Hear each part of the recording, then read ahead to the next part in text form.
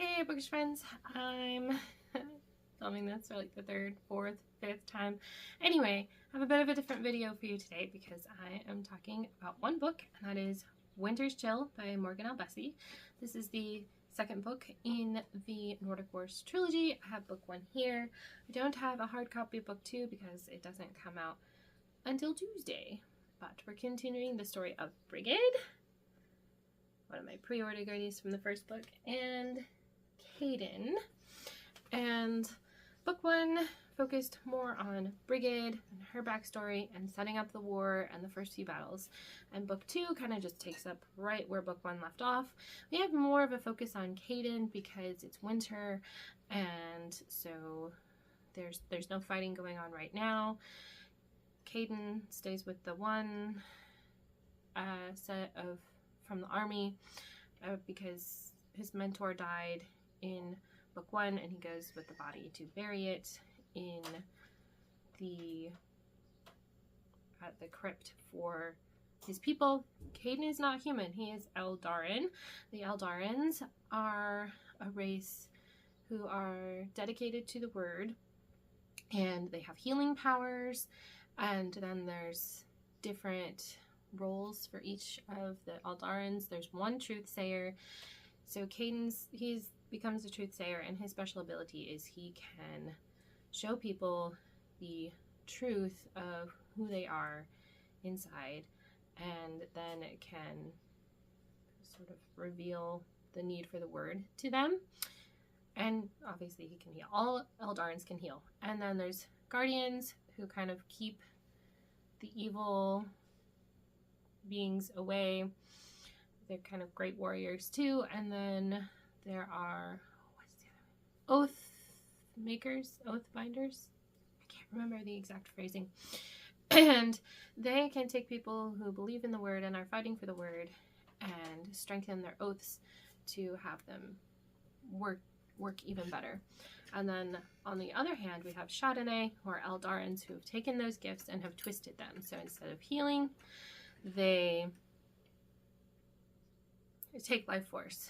Instead of keeping the shadows away, they can create a bridge to let the shadow beings come to the earth, I guess it would be, and those Mordra kill.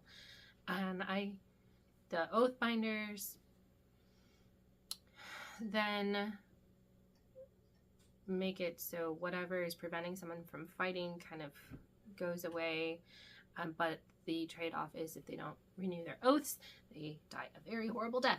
And I don't think there's ever been a truthsayer who's become a Chardonnay, so I don't know what that would look like. But book two, we're in peace times, and Kaden goes from this loner, kind of repulsed by human touch, and he ends up making friends and hanging out with the guards, teaching them how to grapple. For some reason that doesn't bother him, like healing somebody or taking care of the sick. And so he becomes a little more comfortable with human touch through this, and then he also becomes dedicated to stopping the Chardonnay, stopping this war, so humankind can enter a time of peace. And on the other hand, Brigid, she had been captured in book one as she escapes, and then she's trying to find her way back to the north, to her side of the army, which is opposite of Kaden, and to tell them what that the people, the beings that are giving the Nordics all these powers, that they're now kind of enslaved almost through their oaths, and to try to stop them. And she ends up finding her place in the world. She goes from like a clanless warrior to finding out who her family is, and don't want to say too much because spoilers, I don't want to give away the whole book. But I really did enjoy this one. I gave it 5 stars. I'm very excited for book 3, which I think might be finished. I know she had it due around now to, go through edits and stuff to be published next year. So if if you don't want to commit yourself to a series that isn't finished, you can also read her Followers of the World. Daughter of Light is the first book. This is a complete series. This also has the Eldarans and Chardonnay, and so if you want to become familiar with the world, you can read this trilogy while you wait for the Nordic Wars to be complete. These two are set at different times. But yeah, if you have read Winter's Maiden or Winter's Chill, I would love to chat with you about it in the comments. Until next time, happy reading!